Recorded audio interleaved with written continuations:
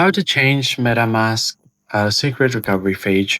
In this tutorial, we're going to see if it's possible for you to change the secret recovery phrase of MetaMask.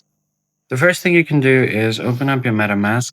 So if you guys don't know, MetaMask has an option where you can create multiple accounts on the same wallet, but all of them are going to have the same recovery phrase.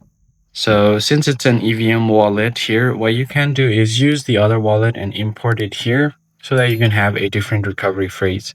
So in order to do that, you could just go ahead and go to the account section, click on add account.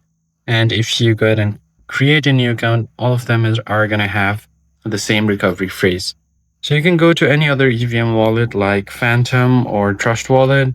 You can import their secret recovery phrase and add them to MetaMask. In order to do that, just go ahead and open any of those. For example, Phantom Wallet in this case, you can tap on the gear icon at the top left. From there, you can go to Manage Accounts. And then from there, you can just click on Create New Account. Once you've created a new account, you can just edit your account and then go to Secret Recovery Phase. Tap on Show Private Key. And then here, you can just click on Agree and Continue.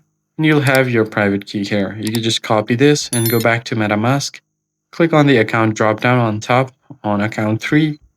And then from there, you're going to have to import an account. Once you go ahead and paste the account information here or the secret key that you've just copied, it's going to have a new secret recovery phrase because of the new wallet. I hope this tutorial was helpful, and I'll catch you guys on the next one.